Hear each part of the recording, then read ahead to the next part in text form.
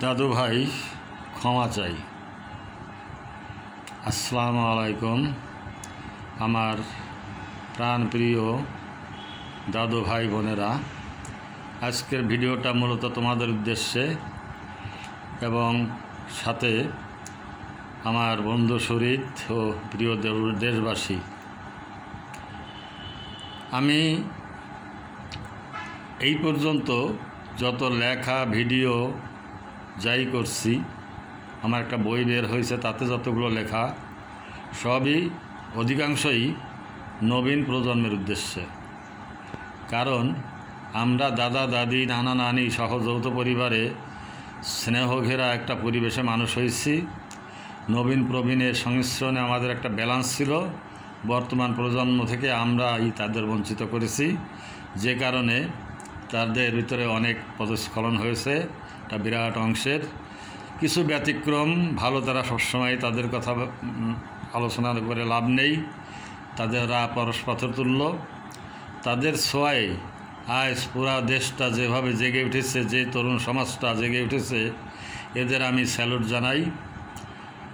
তো এদের এই স্যালুট জানাই এই কারণে, আমি এতদিন এদের প্রচুর নিন্দা, মন্দ, অবহেলা, ঘৃণা এবং অনেক তিরস্কার করেছি।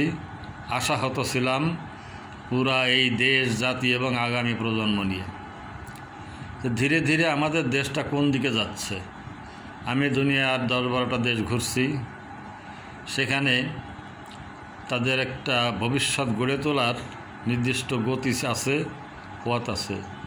কিন্তু আমরা আসলে আমাদের এই নবীন প্রজন্মকে যেভাবে দেখছি, অশালীন, বিশৃঙ্খল, মোবাইলে আসক্তি, নেশায় আসক্তি এবং নেতা নেত্রীদের পিছনে ছোটাছুটি, দৌড়াদৌড়ি, এগুলো দেখে আমি পরিষ্কারভাবে বুঝতে পারছিলাম এবং বই বিমুখ, স্কুল কলেজ বিমুখ, এ দেখে খুবই শঙ্কিত, আতঙ্কিত হয়ে পড়ছিলাম যে আমার দেশটা, সোনার দেশটা কোথায় যাচ্ছে। সেই পরিবেশ নাই, সেই মানবীয় গুণাবলী নাই।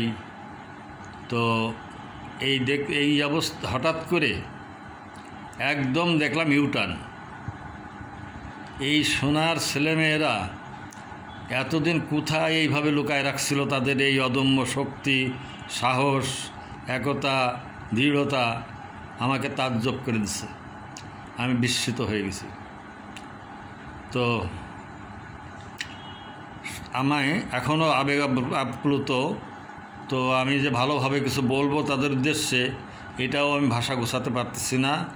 তার কারণ জুলাই থেকে শুরু করে যে অবস্থা দেখছি, আমি রাজনৈতিক দৃষ্টিকোণ থেকে বলছি না, আমি সামাজিক, মানবিক এবং নৈতিক দিক থেকে বলছি যে এরা যেভাবে একের পর এক ঝাঁপায় পড়ছে, এদের পরে কি পরিমাণ অত্যাচার, নির্যাতন হচ্ছে, কিন্তু কেউ পিছে যাচ্ছে না। তো এই ইস্পাত কঠিন সংকল্প, পর্বতসম দৃঢ়তা, এই তো কল্পনায়ও আনতে পারিনি। আমরা 71-এ যে দৌড়াদৌড়ি, ছোটাছুটি করছি, 52-র ভাষা আন্দোলন, সবই তরুণ সমাজের মাধ্যমে। আমরাও তখন তরুণ ছিলাম, কিশোর ছিলাম। তারপরে 90, তো সবই এই তরুণদের মাধ্যমে। কিন্তু বর্তমান তরুণদের অধপতন দেখে আমার হৃদয়ে রক্তক্ষরণ হতো, খুব কষ্ট হতো। তো হঠাৎ করে তারা কেমন করে যেন জেগে উঠলে একটা ঐশী শক্তির মাধ্যমে, অদৃশ্য একটা শক্তি তাদের একই মালায় গেঁথে দিলেন হয়তো সৃষ্টিকর্তা।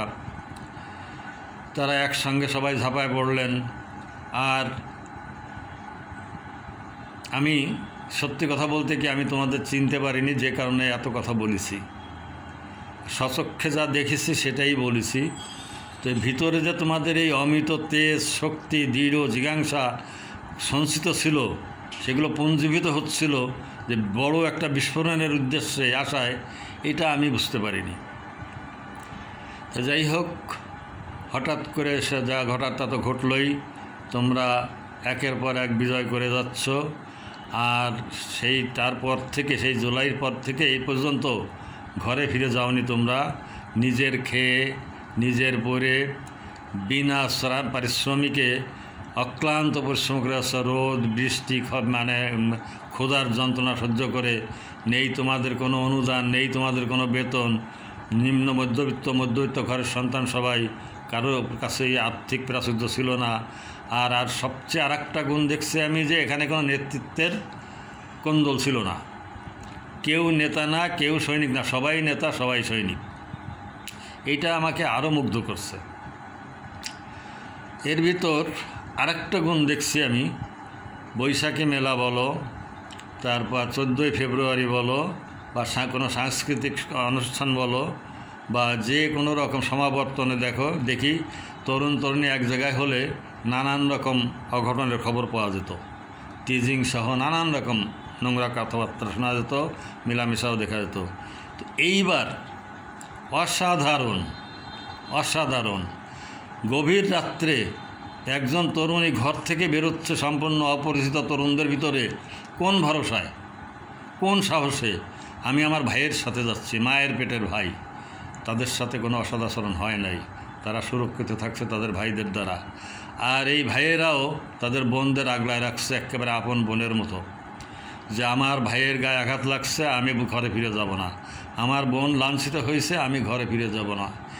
আমি তোমাদের স্যালুট জানাই। এটা বয়স্ক লোকজনও, মধ্যবয়সী লোকজনও এতটা সংযমী হতে পারত না। তো তোমাদের আমি বারবার স্যালুট জানাই। এখনও তোমরা ঘরে ফিরে যাও নাই, আবার নতুন দুর্যোগ, সেটা মানব সৃষ্ট হোক আর প্রাকৃতিক হোক, দুর্যোগই আমাদের আঘাত তো একই রকমই সহ্য করতে হচ্ছে। তোমরা সেখান থেকে আবারও সেদিকে ছুটছো। ক্লান্তি নেই, শ্রান্তি নেই, খাবারের নিশ্চয়তা নেই, বিশ্রাম নেই। অসাধারণ। আমি এই সমস্ত কারণে তোমাদের যে আমি ভুল বুঝছি, সেই ভুলের খেসারত হিসাবে আমি তোমাদের কাছে ক্ষমা চাই এবং তোমাদের জন্য দোয়া করি। তো স্বচক্ষে যা দেখছিলাম, সেটা আমি যে ভুল দেখছি সেটা তোমরা প্রমাণ করে দিচ্ছ। আর মানবিক গুণাবলী এবং দেশপ্রেম, অমিত তেজ, দুঃসাহস তোমরা যা দেখালে, এরকম দেশপ্রেম সারা বিশ্ব তোমাদের দেখছে। আজকে তোমাদের অনুকরণ করছে পাকিস্তানে ছাত্ররা আন্দোলন শুরু করছে, তাদের হাতে এক হাতে পাকিস্তানি পতাকা আর এক হাতে বাংলাদেশের পতাকা। এবং তোমাদের আন্দোলনের সময় ভারতের পশ্চিম বাংলায় আমি দেখেছি, অন্যগুলো আমি দেখিনি, বাংলা ভাষাটা বুঝি, হিন্দি উর্দু ভালো বুঝি না। তো তারা ওখানকার ছাত্ররাও তোমাদের আন্দোলনের সঙ্গে তারা একাত্মতা ঘোষণা করছে, তারাও সমর্থন জানাইছে। তো আমি তোমাদের প্রতি একটা দাবি রাখব যে সদা সতর্ক থাকবে, একতা থাকবে। দেশি বিদেশি ষড়যন্ত্রকারী, চক্রান্তকারী, শত্রু সবাই কিন্তু সক্রিয়। তোমাদের এই নৈতিকতা এবং একতা ধরে রাখতে হবে। অর্থ, ক্ষমতা, নারী, এই তিনটা মানুষকে অধঃপতনের দিকে ঠেলে নেয়। তো সেইটা তোমাদের এখনও স্পর্শ করেনি। আর আমি কামনা করব, দোয়া করব, আশা করব যেন এইটা তোমাদের স্পর্শ না করে। তার কারণ আমাদের মতো সামাজিক, তারপর প্রশাসনিক, রাজনৈতিক পাকা মাথার শয়তান সবসময় তোমাদের আসর করতে চেষ্টা করবে, তোমাদের পরে ভর করে আত্মস্বার্থ উদ্ধারের চেষ্টা করবে। আর একটা কথা বলি, শয়তানের অলসতা নাই, বিশ্রাম নাই, তার সবসময় সে সক্রিয় থাকে এবং তার টার্গেটেও সে ঠিক ফিক্স থাকে।